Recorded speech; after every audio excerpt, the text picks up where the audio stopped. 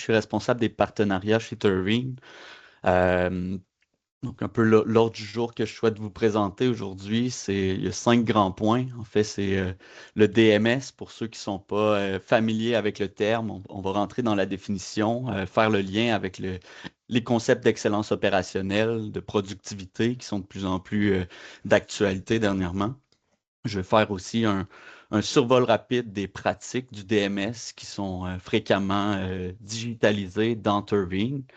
Mais je vais aussi parler un peu concret à quoi ça ressemble les étapes d'un déploiement de DMS lorsqu'on accompagne une entreprise, lorsque une entreprise part de... On a une petite échelle de maturité interne chez Turbine qu'on a bâtie là, sur une échelle de 1 à 5 des entreprises, ben, que l'entreprise parte de 4 sur 5 en termes de maturité de son DMS ou qu'elle parte de 1 sur 5, ben, les étapes sont très similaires. Il y a de l'accompagnement supplémentaire, mais les 5 grandes étapes de déploiement restent très, très similaires. Donc, on va parler de ça, mais on va aussi parler d'un cas concret. Donc, ces mêmes étapes-là de déploiement, je vais vous parler de comment on a réalisé ces étapes-là chez Manac, qui est un de nos clients forts au Québec et qui accepte très souvent de recevoir des entreprises pour des visites, là, étant donné leur forte satisfaction, mais le succès du déploiement de DMS chez Manac. Puis, on va pouvoir terminer un petit peu sur un aspect de bénéfice du concept du DMS par la fin. Donc, Turbine, juste pour une introduction rapide, on est une entreprise québécoise fondée en 2015, donc on vient de franchir les 10 ans d'existence.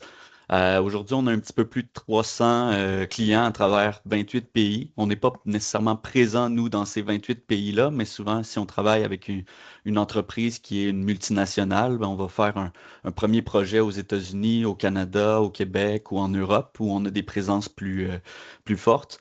Puis, si c'est un Safran, par exemple, ben, ils vont déployer ces mêmes standards-là à travers plusieurs sites à travers le monde.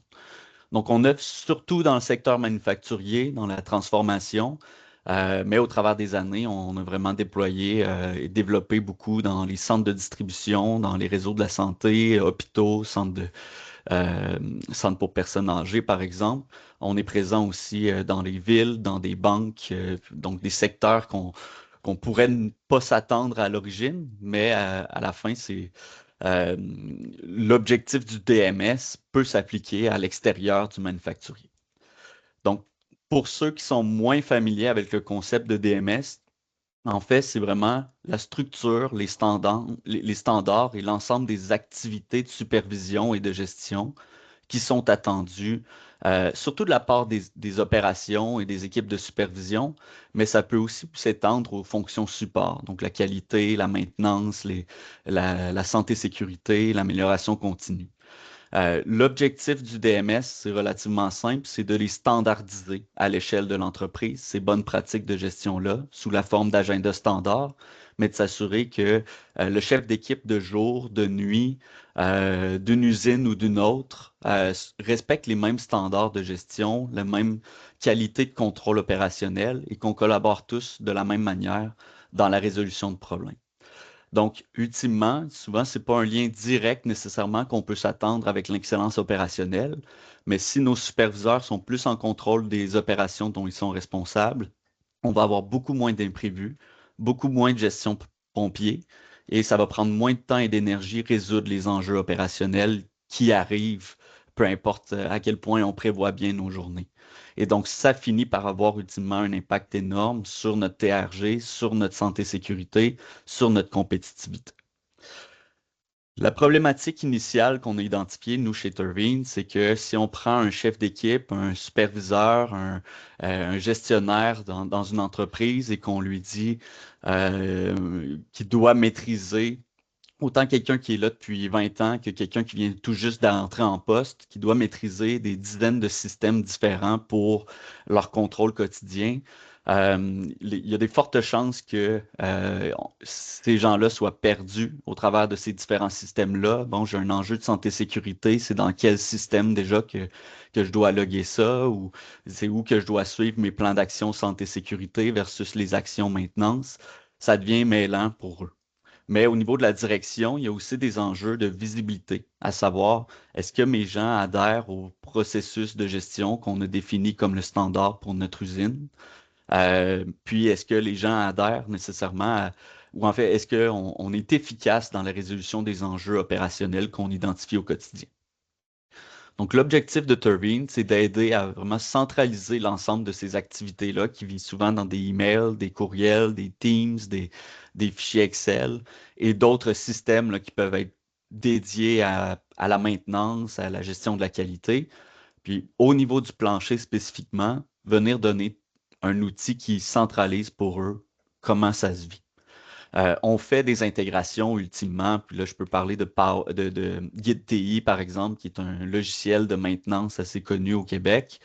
Bien évidemment, si l'entreprise, comme c'est le cas chez Manac dont je vais parler tantôt, ont Guide TI en place pour la gestion de leurs actifs, de la maintenance préventive, corrective, etc., ben, ça se peut que dans Turbine, on identifie des enjeux de maintenance.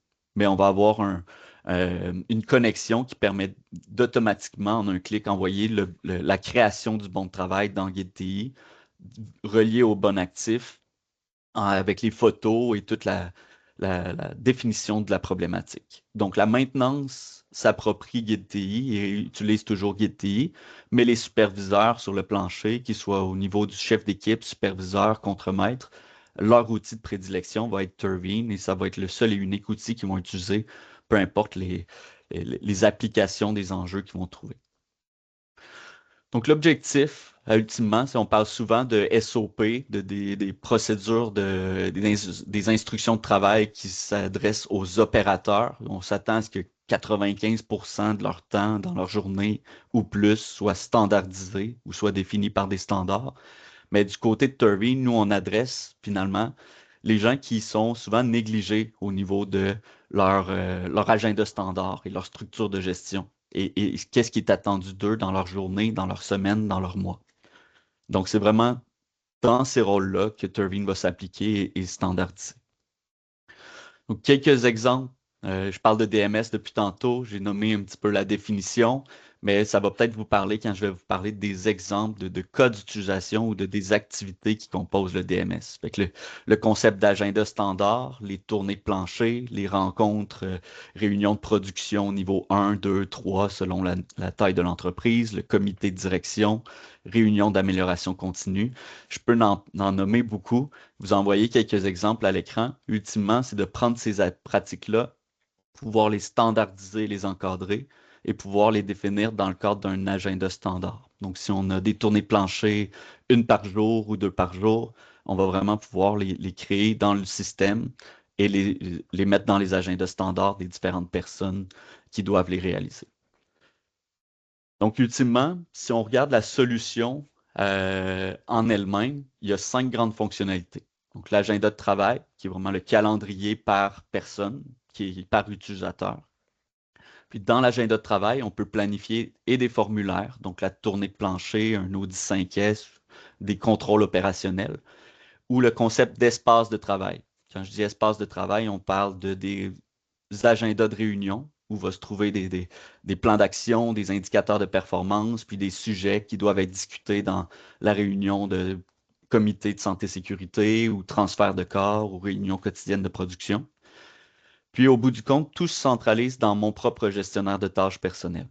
Donc si dans un formulaire, on identifie une non-conformité, on génère une action corrective. Cette action corrective-là peut s'escalader au comité de santé-sécurité, mais si elle est assignée à Samuel Bisson, elle se centralise aussi dans mon gestionnaire de tâches. Et j'ai accès à tout l'historique de l'identification, des photos et de la nature de l'enjeu qui a été identifié. On a aussi des concepts de tableau de bord pour exploiter la donnée qui est disponible dans Turbine. Mais si je vous montre rapidement, bon, ça c'est la vue formulaire où si je dis que le port DPI n'est pas respecté, ça me dit que c'est une situation non conforme et je dois ajouter une action corrective qui est déjà catégorisée comme un enjeu santé-sécurité et qui va être amenée à l'ordre du jour du comité de santé-sécurité et de la réunion de production. Mais au niveau des tableaux de bord, ben, si on anime une rencontre quotidienne de production, ben, on peut se servir des données dans Turbine pour voir combien d'incidents de santé et sécurité on a eu à travers le temps avec la liste des non-conformités et des actions correctives qu'on doit discuter aujourd'hui dans la rencontre, en fonction de leur date d'échéance.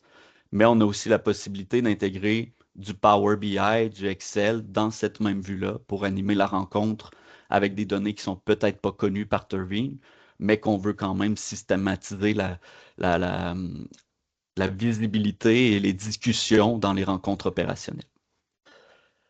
Donc, ça vous donne un court survol.